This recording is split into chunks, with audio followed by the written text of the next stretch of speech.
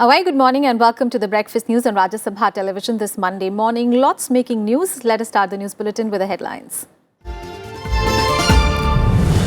India will hit back with double the force if its sovereignty is challenged, says Prime Minister Modi.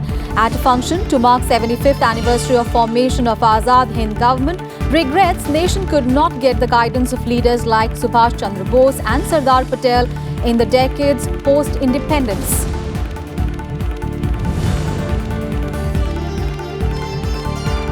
Prime Minister Modi dedicates National Police Memorial and Museum to the nation, announces National Award in the name of Subhash Chandra Bose to police personnel for exemplary service in disaster relief operations.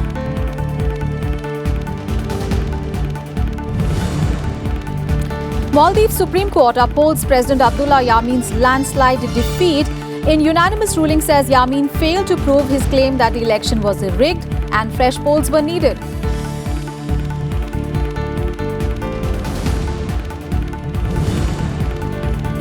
United States to pull out of landmark 1987 nuclear arms control treaty with Russia, accuses Moscow of violating intermediate-range nuclear forces deal for many years. Russia terms it a dangerous step.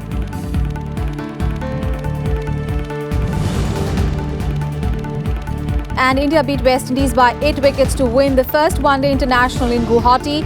Men's hockey team trounced Japan 9-0 in their third round-robin match at the Asian Champions Trophy. Wrestler Bajrang Punia enters the final of 65kg freestyle category at World Wrestling Championship.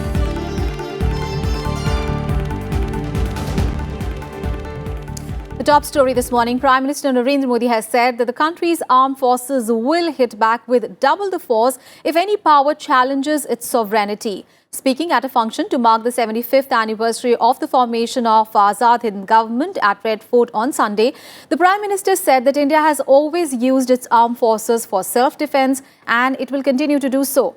Azad Hind government was founded on 21st of October 1943 by Netaji Subhash Chandra Bose.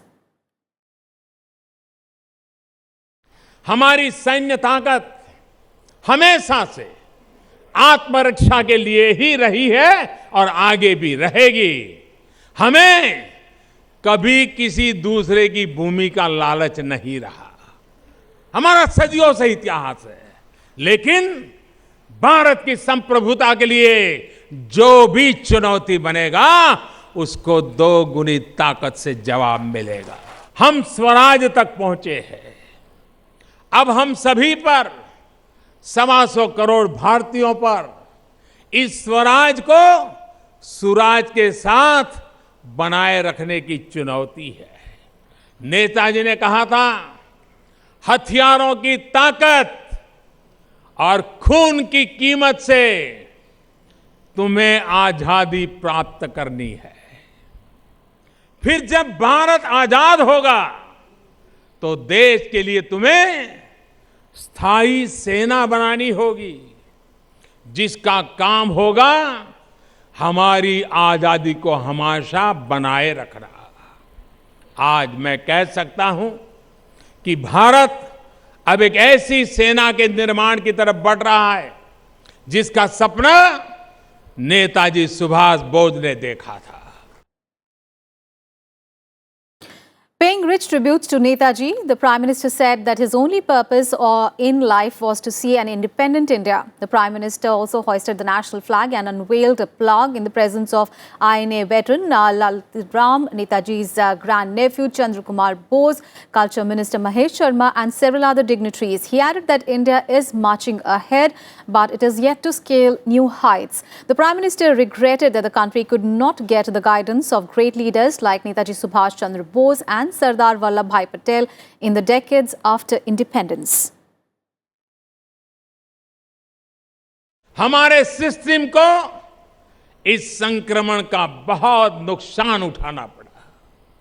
आज मैं निश्चित तौर पर कह सकता हूं कि स्वतंत्र भारत के बाद के दशकों में अगर देश को सुभाष बाबू, सरदार पटेल जैसे व्यक्तित्वों का मार्गदर्शन मिला होता, भारत को देखने के लिए विदेशी चश्मा न होता, तो स्थितियां बहुत भिन्न होती।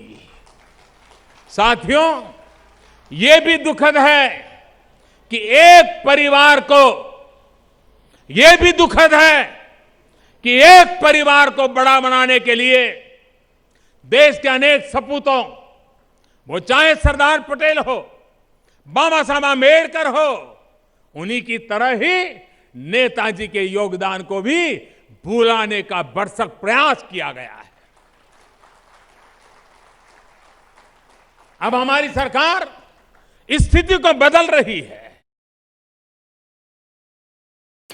And Prime Minister Narendra Modi inaugurated and dedicated to the nation a refurbished National Police Memorial in Delhi and a newly built museum for the police forces.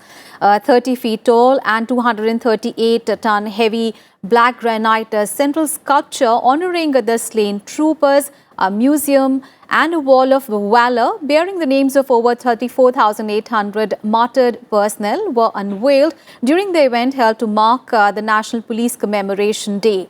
The memorial has been built on 6.12-acre land in central Delhi's Chanukyapuri area. The day is observed to pay homage to the 10 policemen killed in an ambush by the Chinese troop in 1959 in Ladakh's hot spring area. Numerous other personnel who laid down their lives protecting the country's unity and integrity are also remembered on the occasion. Prime Minister Modi made special mention of forces in Jammu and Kashmir and the Naxal-affected areas. Jammu Kashmir में शांति और व्यवस्था कायम करने के लिए आतंक से निपटने वाले हर जवान को याद करने का भी है। देश के नक्सल प्रभावित जिलों में जो जवान अभी ड्यूटी पर तैनात हैं, उनसे भी हमें यही कहूंगा कि आप बेहतरीन काम कर रहे हैं और शांति स्थापना की दिशा में आप तेजी से आगे बढ़ रहे हैं।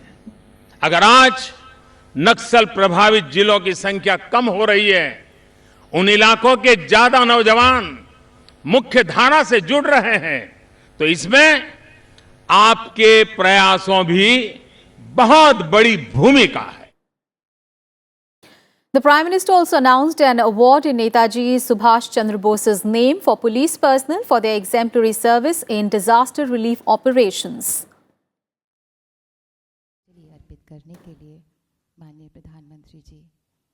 दूसरों का जीवन बचाने वाले ऐसे पराक्रमी सेवाव्रती वीरों के लिए आज मैं एक सम्मान का ऐलान कर रहा हूं।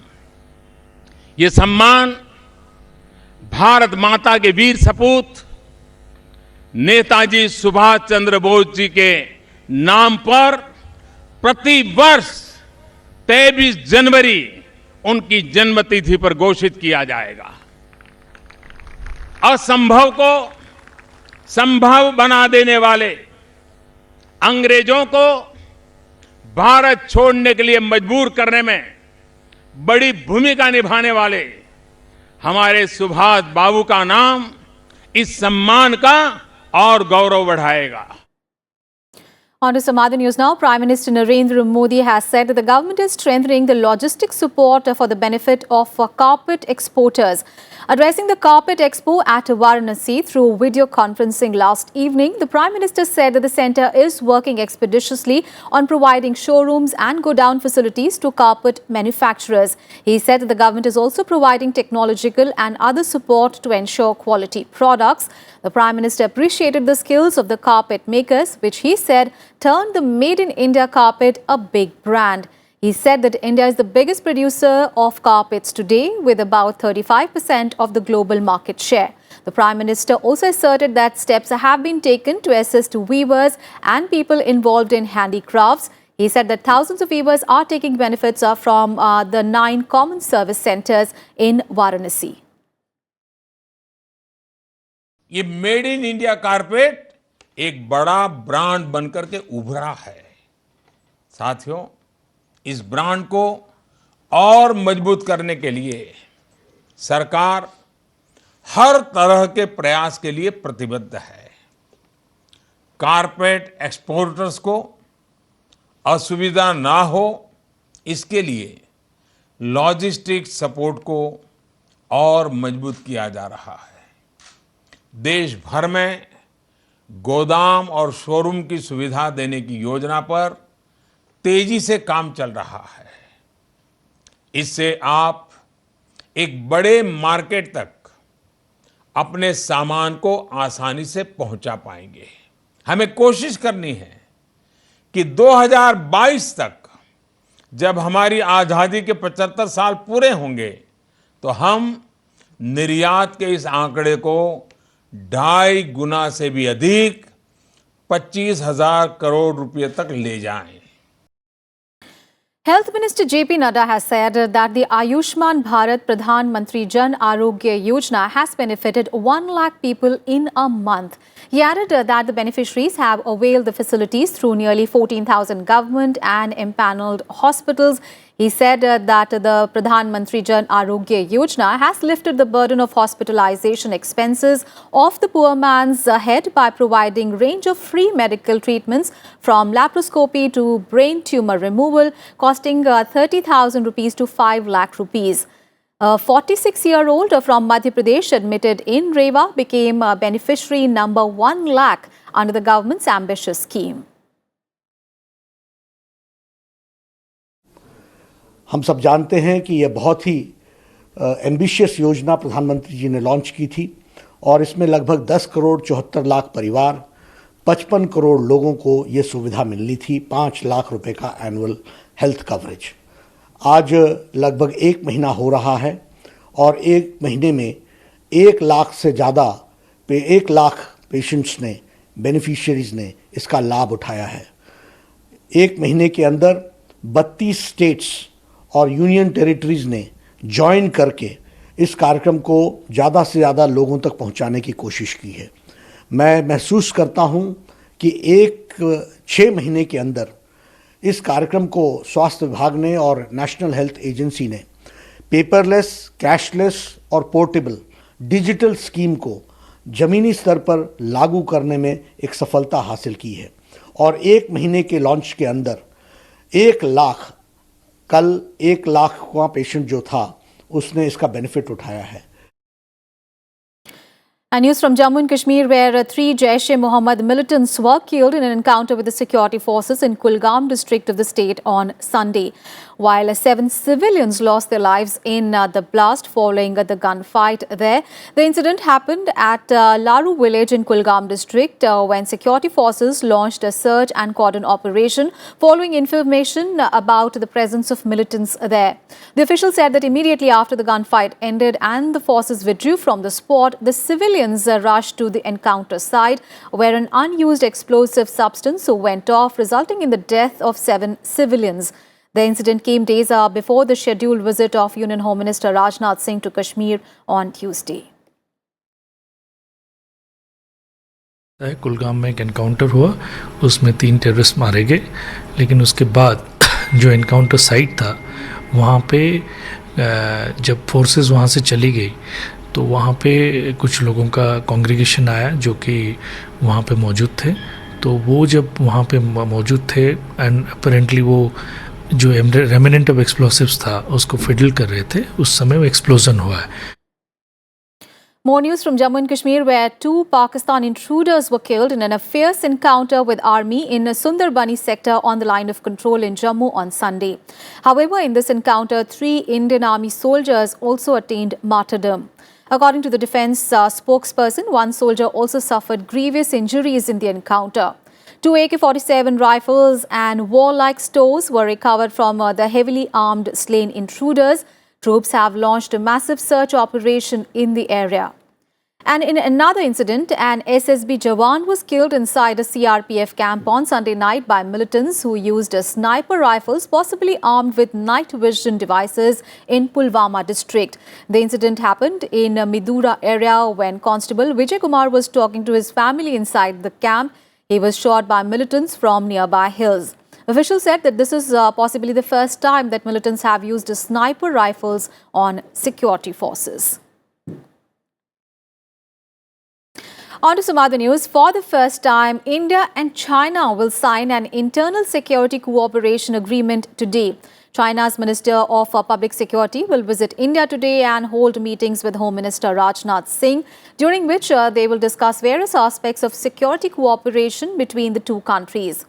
During the visit of the Chinese leader, an agreement on internal security cooperation between the two countries will also be signed. The proposed pact is expected to cover areas of intelligence sharing, exchange program, sharing of best practices, cooperation in disaster mitigation, besides others. The move comes just a year after a 2-month-long border standoff at Doklam. Now, this will be first such agreement between the authorities of India and China, which look after internal security of the respective countries. And in Breakfast News, we'll take a very short break here. We'll be right back with more news.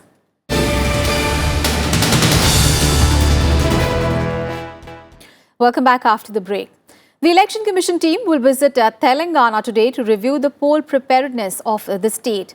An official release said that Chief Election Commissioner O.P. Rawat and other key officials from the body would meet various political parties, besides the senior officials of the state government and the police department. This is the first visit of the Election Commission after the election schedule for Telangana was announced. Elections for the 119-member assembly will be held on 7th of December. News from Kerala now. The Sabrimala temple gates will close today at the end of the monthly puja. Meanwhile, on Sunday, 6 women were prevented from entering the temple by a large number of devotees of Lord Ayappa. Amid high drama, the devotees blocked the 6 all Telugu-speaking women from reaching the shrine. Sunday was the 5th day since the temple gates were opened for the monthly puja after the apex court last month lifted the centuries-old ban.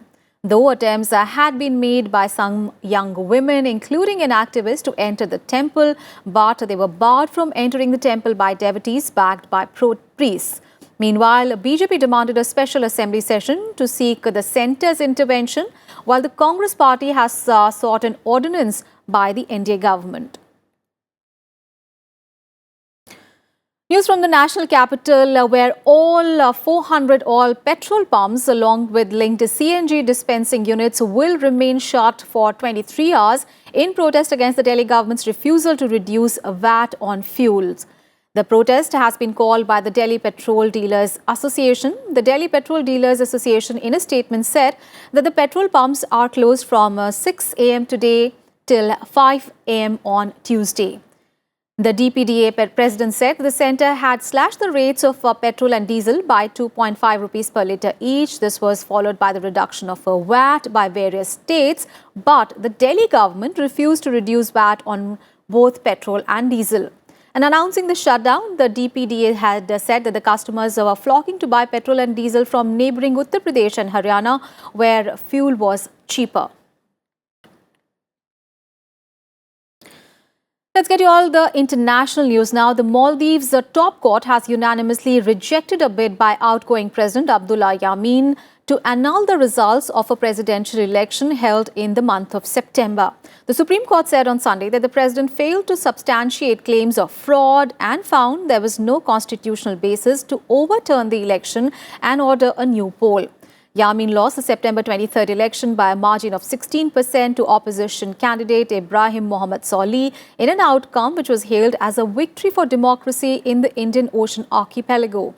The 59-year-old leader initially conceded defeat, but later he filed a complaint at the Supreme Court alleging that the election officials used disappearing ink and ring-shaped pens and fraudulent ballot papers to rig the vote in his opponent's favour. Judges, however, said that the president's lawyers did not present adequate evidence to back fraud claims. And now an update on Jamal Khashoggi's death. Saudi Arabia has now said that the journalist was murdered and has blamed a rogue operation for the killing. On Sunday, Saudi Foreign Minister Adel Al-Jubeir told Fox News that the act was a tremendous mistake. He, however, denied that Crown Prince Mohammed bin Salman ordered the killing. Al-Jubeir said that Saudi Arabia was taking action to investigate how Khashoggi died and hold those responsible accountable. The developments come as Saudi Arabia has been under immense pressure to explain what happened, having first said that Khashoggi was alive. He was last seen entering the Saudi consulate in Istanbul on 2nd of October. Meanwhile, Turkey has vowed to reveal the naked truth about what happened in the Saudi consulate in Istanbul. Turkish President Recep Erdogan said that he would make all necessary statements about the killing of the Saudi journalist Khashoggi at a meeting with the members of his ruling AK party in parliament on Tuesday. First of all, we're not an authoritarian government, we're a monarchy. We have our checks and balances, we have our systems. The individuals who did this outside the scope of their authority. There obviously was a tremendous mistake made, and what compounded the mistake was the attempt to try to cover up. That is unacceptable in any government. These things unfortunately happen. And US President Donald Trump has announced that the US is pulling out of the landmark Intermediate Range Nuclear Forces Treaty with Russia. Donald Trump said on Saturday that Washington will exit the Cold War era treaty that eliminated a class of nuclear weapons due to Russian violations. The Donald Trump administration has repeatedly said that Russia has violated the treaty. And following the announcement, Russia warned that Trump's decision risks a military escalation and will strike a major blow against global security. Reports say that President Vladimir Putin plans to discuss the issue with the US National Security Advisor John Bolton when he visits Russia this week. The treaty forced both the countries to eliminate ground-launched ballistic and cruise missiles with ranges between approximately 300 and 3,000 miles. It offered a blanket of protection to the United States, European allies, and marked a watershed agreement between the nations at the center of the arms race during the Cold War. Russia has violated the agreement. They've been violating it for many years, and I don't know why President Obama didn't negotiate or pull out. And we're not going to let them violate a nuclear agreement and go out and do weapons, and we're not allowed to. We're the ones that have stayed in the agreement, and we've honored the agreement, but Russia has not, unfortunately, honored the agreement. So we're going to terminate the agreement. We're going to pull out. Let's get you all the sporting action now. India defeated the West Indies by 8 wickets in the first match of the 5-match one-day international cricket series in Guwahati. Chasing a target of 323 runs, India made 326 in 42.1 overs, losing only 1 wicket. Rohit Sharma played an unbeaten knock of 152 runs off just 117 balls, while skipper Virat Kohli scored 140 off 107 balls. Virat Kohli was also adjudged the man of the match. An earlier batting first, West Indies scored 322 runs in their stipulated 50 overs, losing 8 wickets. Shimron Hetmyer scored fine 106 runs, and the second one-day international will be played in Visakhapatnam on Wednesday. Indian wrestler Bajrang Punia reached the final of the World Wrestling Championship in Budapest yesterday. Punia defeated his Cuban counterpart 4-3 in their 65-kilogram semi-final bout, and he will next face Japan's Takuto Otoguro in gold medal bout. While another Indian wrestler, Sumit Malik, lost his bronze medal 125-kilogram bout to American wrestler 2-7. He recorded one of the biggest results of his career by reaching the semi-finals of the World Wrestling Championship, but he failed to claim the medal. News from the world of hockey. Indian men's hockey team defeated Japan 9-0 in their third round-robin match of the Asian Championship Trophy in Muscat. The men in blue were 8 on top from the beginning of the game and scored goals in all the 4 quarters.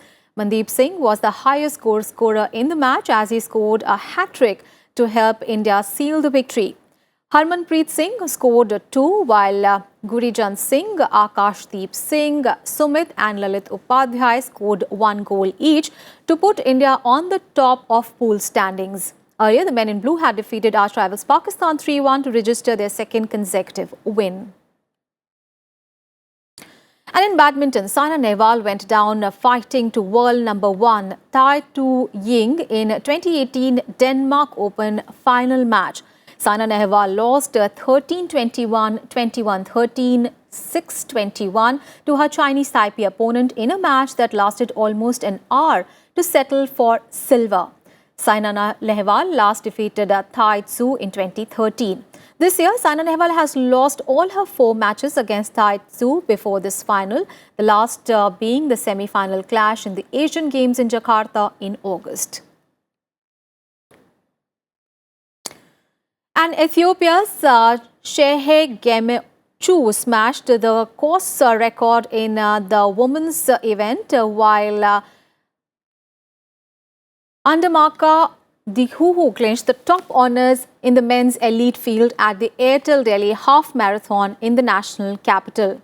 Debutant Gemechu clocked 1 hour, 6 minutes and 50 seconds to smash the course record, while Jeb Koshi finished with a silver medal after completing the race at 1 hour, 6 minutes and 56 seconds. In the men's elite category, Biluhu clocked 59 minutes and 18 seconds to claim the top honours. And among the Indians, Abhishek Pal won the men's race, clocking 1 hour, 4 minutes and 14 seconds. And Avinash Sable was second, while Asian marathon champion Gopit claimed the third spot on the podium. And with that, we wrap up this edition of Breakfast News. News and updates continue on your channel. Thanks for watching.